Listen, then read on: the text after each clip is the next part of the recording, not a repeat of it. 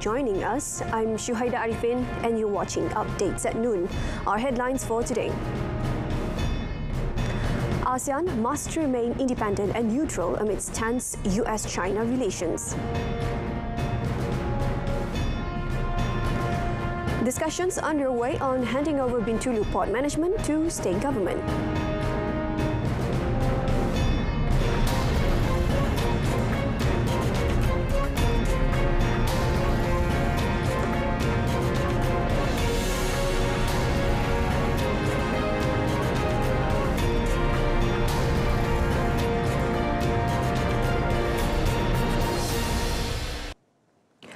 Malaysia is now back on track following the actions of promoting good governance as the government's core in order to drive further growth and development for the country. Prime Minister Datuk Seri Anwar Ibrahim said the government must remain firm on this matter as to invite more foreign investments into the country. When I met the investors, one of the issues is they think that, there's stability and there's an attempt by the government to ease the manner we conduct business affairs. And that by itself will help. Then they will ask us for the clarity in policies. So I talk about green or climate related policy or business, and then food security. And then we talk about digital economy. The Premier said this in an interview with China's national broadcaster CCTV last night. The interview was recorded during his three-day official visit to Beijing last week. During the visit, Malaysia has secured a record 170 billion ringgit worth of investment commitments from China, the biggest amount so far from China as a result from a total of 19 Memorandum of Understanding MOU sealed between businesses in China and Malaysia. Datuk Seri Anwar said this showed the confidence of the investors in the country. Meanwhile, Datuk Seri Anwar said ASEAN should remain independent and as a zone of neutrality amid the heightened US and China rivalry. The Premier noted that ASEAN was formed to promote peace and stability in the region and cooperation among its member states, and these objectives should be maintained. He said the region should not be the ground for power contest, nor should it be allowed to be engrossed in unnecessary provocation arising from the rivalry. Citing AUKUS, Datuk Seri Anwar said Malaysia has raised concern that the trilateral security pact involving Australia, United Kingdom and United States in the Indo-Pacific would further aggravate the situation in the region. He also urged China and the US to find amicable solution to the tensions. Meanwhile, the Prime Minister has called on Muslims to commemorate the Nuzul Quran event by intensifying Quran recitation. Through a Facebook post in conjunction with the event to be celebrated tomorrow, he said the holy book, which was revealed in the month of Ramadan, is loaded with messages and guidance that straighten the difference between what is the right and wrong. Datuk Seri Anwar said other than the revelation of the Quran, other major events that occurred in Ramadan. This includes the Battle of Badr in the second year of the Hijrah and the opening of the city of Mecca in the 8th year of the Hijrah underscore the significance of these events in the propagation of da'wah or Islamic preaching by the Prophet Muhammad. Nuzul Quran refers to the event where the first recitation of the Quran was revealed to the Prophet Muhammad on Friday night, 17th Ramadan at Hira Cave, Mecca on his 41st birthday.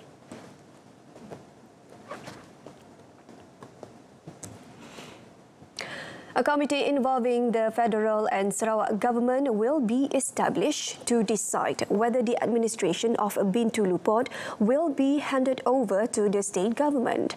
Deputy Prime Minister Datuk Seri Fadilah Yusof said the federal government has received a letter from the Sarawak government regarding its request to take over the administration of the port located around 626 kilometres from Kuching.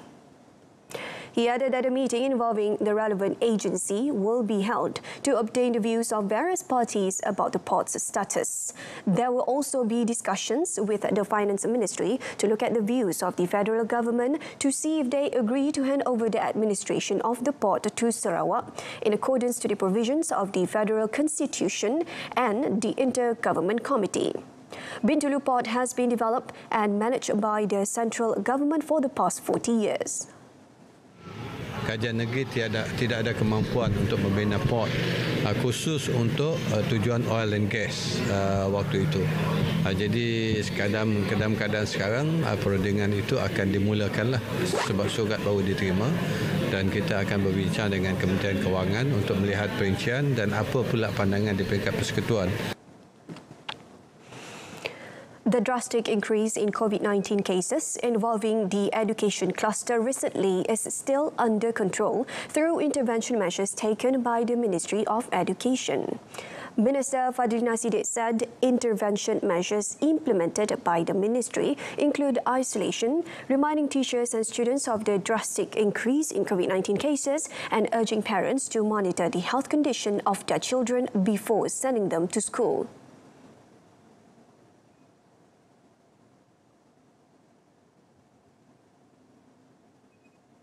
Kita memang pantau rapat dengan pihak KKM dan juga bahagian sekolah, Cikgu Azman. Ya. Dan juga kita sudah pun menyediakan beberapa pelan intervensi sekiranya berlaku apa-apa kes termasuk bilik isolasi dan juga memperingatkan kepada guru-guru dan murid-murid tentang peningkatan wabak COVID ini. She added that apart from reminders and monitoring, students will be screened in schools according to the requirements, needs and advice of the Ministry of Health MOH. MOH had announced that 11 education clusters were reported for the period 13th Epidemiology Week of 2023 from 26 March to 1st April following the opening of the school session in mid-March. Fadlina said people were also moving around extensively during the school holidays.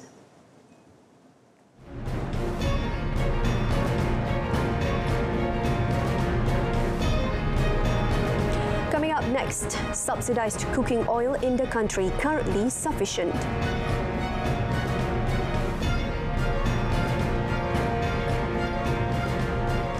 There's sufficient stock of subsidized cooking oil in the country so far. Deputy Domestic Trade and Cost of Living Minister Fuzia Salih said at the moment and KPDN has an ongoing enforcement process to prevent deviations, leakage and profiteering. She explained that 60 million packets of cooking oil are distributed every month, which is the determined quota.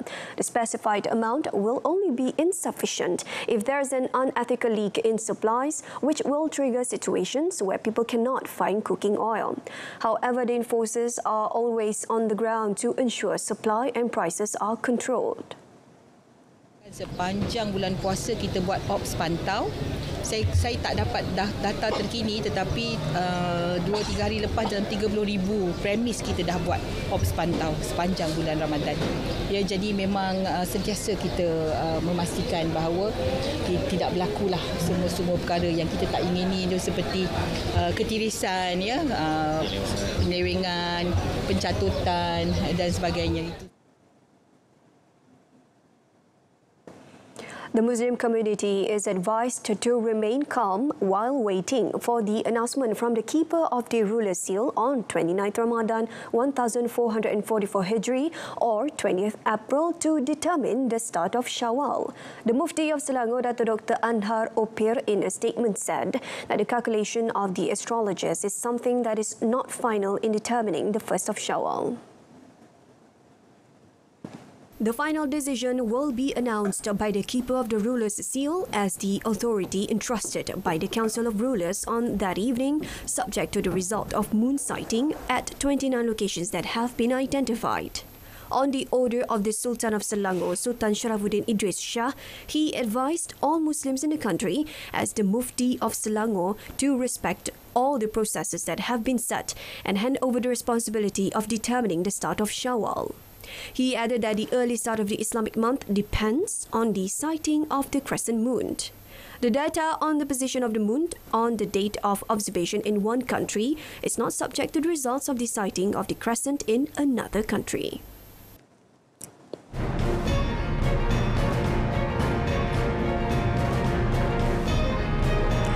In our foreign front, Chiang Mai classified as world's most polluted city.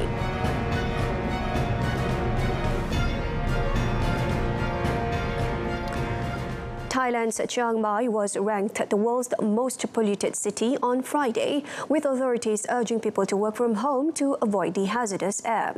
Smoke from forest fires and farmers burning crop stubble has blanketed the popular tourist destination in recent weeks.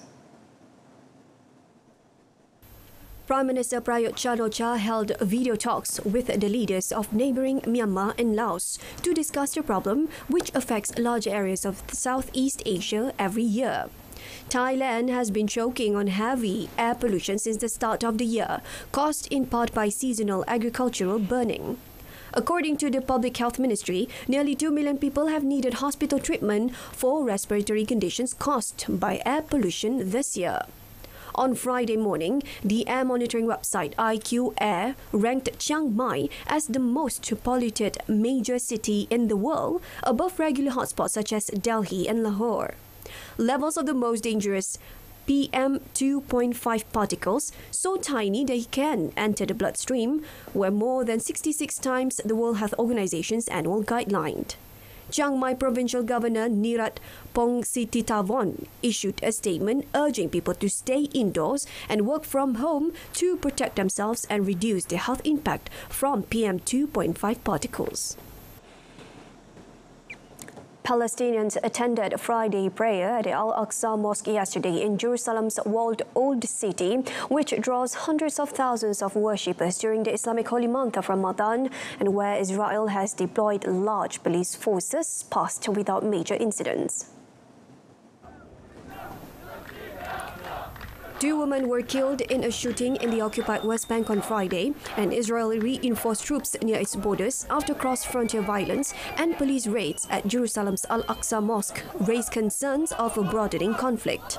Despite freedom fighters firing salvos of rockets from Lebanon and Gaza over the past day, and the Israeli military replying with airstrikes, no other serious injuries were reported along the borders, and neither side seemed keen to intensify the fighting.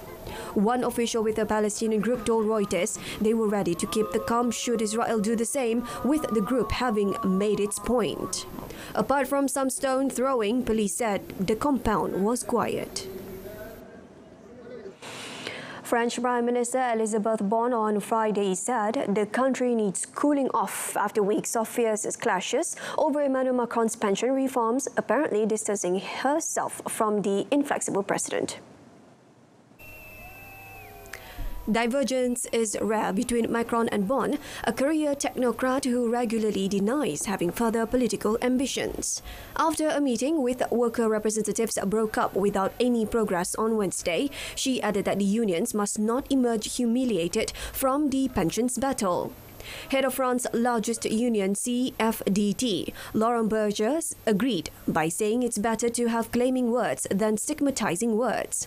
Nevertheless, he added if things are not to be completely calmed down, this reform must be set aside, in line with demands from the United Front of Unions. The pensions reform is currently being examined by France's Constitutional Council, which will rule on whether the law is permissible on 14th April.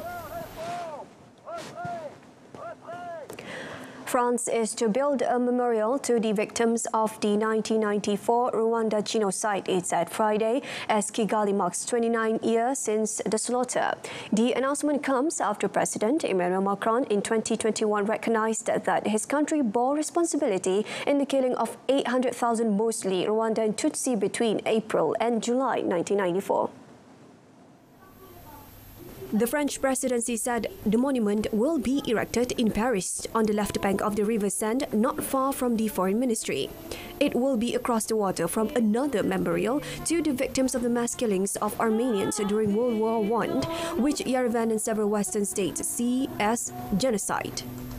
The idea is for the nation to pay its visible and permanent respects to the memory of the victims, the presidency said, adding that a call for tenders would be launched at the end of May.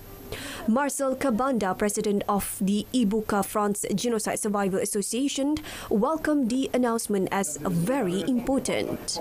Kigali for decades accused Paris, which had close ties to the ethnic Hutu regime in power at the time, of complicity in the mass killings. After years of tensions, a commission of historians appointed by Macron in 2021 returned a damning indictment of France's role in the bloodshed. A military tribunal in the Democratic Republic of Congo's capital, Kinshasa, on Friday sentenced 6 men to life in prison for murdering Italy's ambassador in 2021. Public prosecutors had originally sought the death penalty for the 6 accused, calling them members of a criminal gang. Luca Atanasio was among 3 people shot dead on 22nd February 2021 when a United Nations convoy was ambushed in the DRC's troubled east.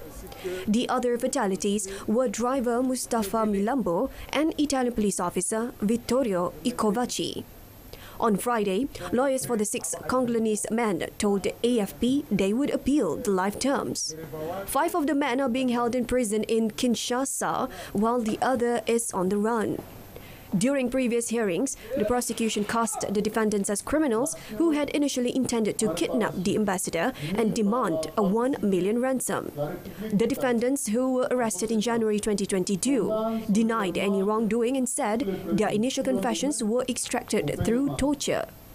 On Friday, the military tribunal also awarded damages to Italy to the Congolese franc equivalent to $2 million. Much of eastern DRC is prey to armed groups, many of which are a legacy of regional wars that flared during the late 1990s and early 2000s. Military attacks against civilians in the volatile region are common. The DRC has observed a de facto moratorium on capital punishment since 2003, according to the UN, but courts continue to hand down death sentences. High school students and their tutors in Cyprus have developed a prototype robot powered with ChatGPT artificial intelligence technology to harness and improve teaching experiences in the classroom. Named Einstein, like Einstein, but starting with AI, the squad robot created in a collaboration of 3 Pasco schools in Cyprus stands roughly the size of a small adult and looks like sculptured versions of the Michelin Man. It's powered with ChatGPT, a chatbot developed by US firm OpenAI and backed by computer giant Microsoft. A screen for a face tries to mimic human features with blinks and frowns. In a Northern American accent, it can tell a joke, makes an attempt at speaking Greek, and guides a listener on how Albert Einstein's theory of relativity can be taught in a class. He doesn't have a favorite movie since it was before his time, but he enjoys reading science books and spending leisure time with his violin. Teachers say the ultimate purpose of Einstein is to incorporate it into lesson plans. He gave a demonstration of how AI can be adapted to the classroom. Albert Einstein's theory of time relativity, Einstein advises, can be explained with the movement of a pendulum relative to the gravitational field in which it is placed. Members of the project said the experience showed that AI is not anything to fear. The largest ever genetic assessment of the woolly mammoth has yielded a new insight into this elephant cousin, an icon of the Ice Age, including about its fluffy hair, small ears, cold tolerance, fat storage, and even dry earwax. Researchers said on Friday they had analyzed the genomes of 23 woolly mammoths, including 16 newly sequenced ones, based on remains preserved in Siberian permafrost. And of course, these samples are amazingly well preserved. I mean, it's pretty fantastic to stand there and hold a sample like that, because it really hits home that this is actually a real animal that used to live up here in the high Arctic not that long ago. You know, if you only see bones and teeth, it's almost a bit difficult to comprehend that they actually did exist. But when you find these kind of soft tissues and skin and hair, then it really hits home. The genomes include a mammoth from 700,000 years ago, near the origination time of this species on the Siberian steppes, and other that lived later in their history, thus showing how genetic adaptations evolved. The species, which arose at a time when Earth's climate was cooling, inhabited parts of northern Eurasia and North America. Most mammoths went extinct roughly 10,000 years ago amid a warming climate at the last ice age end, with scientists debating whether human hunting played a role. The last ones died out on Wrangel Island of Siberia's coast 4,000 years ago.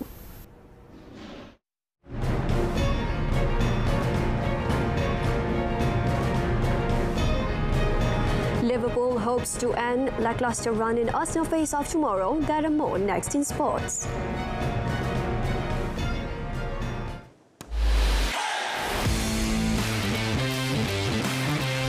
Bersama saya, Adam Adli, eksklusif di Stadium RTM 8 dan 9 April ini.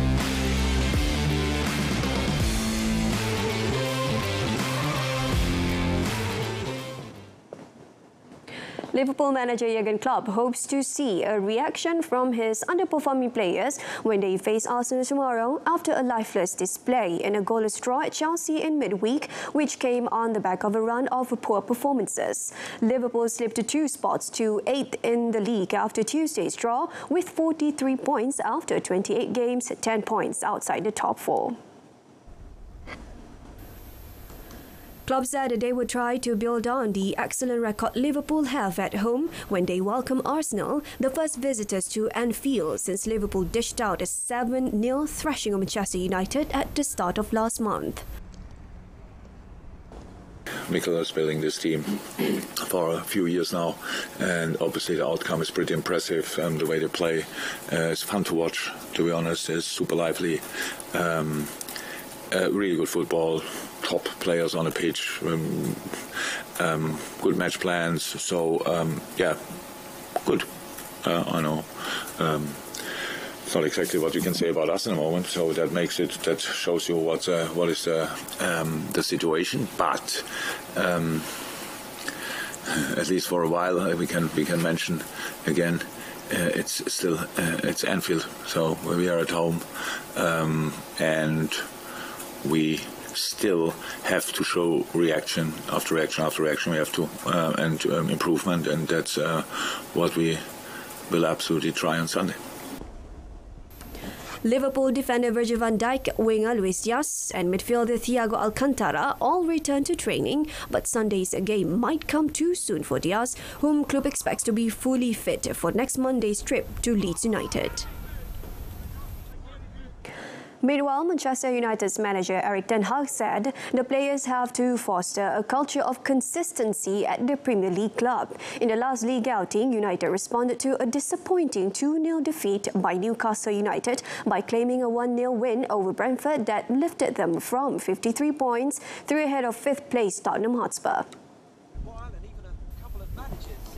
However, when asked about the passion his side had shown against Brentford, Ten Hag stressed that it was vital for the team to perform to their best in every game and not just when reacting to defeats. It's you have to do it every game, and it needs preparation. But it has to be the standard when you are playing for Manchester United. So there's a demand. So no but if, you have to do it, and that's a responsibility that the player has to deliver when you are playing for Manchester United, so you have to be accountable. On Saturday, United will face a resurgent Everton, who are unbeaten in their last 4 league games, including draws against Chelsea and Tottenham Hotspur. The 16th-place Merseyside club have looked much improved since Sean Dyche took charge in January and have managed to climb out of the relegation zone thanks to the recent run of results. Ukrainian artistic swimmers Marina and Vladislava Alexieva have spent years training for Paris 2024, but their Olympic dreams hang in the balance after the government decided to block its athletes from competing in qualifiers if they include Russians. The International Olympic Committee (IOC) has recommended Russians and Belarusians be allowed to return to international competition as neutrals since they are banned after last year's invasion of Ukraine. The IOC will make a separate decision on their participation next year's game, which Ukraine has threatened to boycott if they are allowed to compete there. The 21-year-old Alexieva twins were among thousands who fled the eastern city of Kharkiv last year after Russia launched its invasion of Ukraine. The sisters, who won Olympic bronze in the team competition in Tokyo, had a successful 2022 in the pool, winning 2 golds at the Worlds and 6 more at the Europeans in team and duet events. Russian athletes competed as neutrals in Tokyo after a Russian doping scandal involving revelations of state-backed systems across many sports following the 2014 Sochi Olympics led to IOC sanctions. A fencing World Cup event in Poland has been cancelled by the local federations after the sport's international governing body rejected a proposal to make Russian and Belarusian athletes sign a statement opposing the invasion of Ukraine. The Polish Fencing Federation PZS cancelled the Women's Foil World Cup scheduled for 21st until 23rd April in Poznan after the International Fencing Federation (FIE) reserved a ban on athletes from Russia and its ally Belarus at last month's extraordinary Congress. The FIE decision prompted Ukraine's Fencing Federation NFFU to say it would boycott all events in which Russians and Belarusians were included, while hundreds of fencers publicly opposed the FIE's decision in an open letter. Organisers in Germany and Denmark have also cancelled FIE events. Slupski said they may appeal the FIE Congress decision in the Court of Arbitration for Sports (CAS) and have received support from other countries. Bola Sepak Liga Super 2023. Perkembangan kini semakin sengit dalam memburu takhta kejuaraan. Ahad 9 April, Penang FC bertemu PDRM FC 9.30 malam secara langsung di TV2 dan saluran sukan RTM. Saksikan juga secara penstreaman langsung di RTM Klik. Alright, so that concludes today's edition of Updates at Noon. In our top story, ASEAN must remain independent and neutral amidst tense US-China relations. You tune in to Malaysia Tonight, coming up later at 8:30 p.m. on saluran Berita RTM. You can also stream it via RTM's mobile click. I'm Syahida Arifin. Thank you for watching.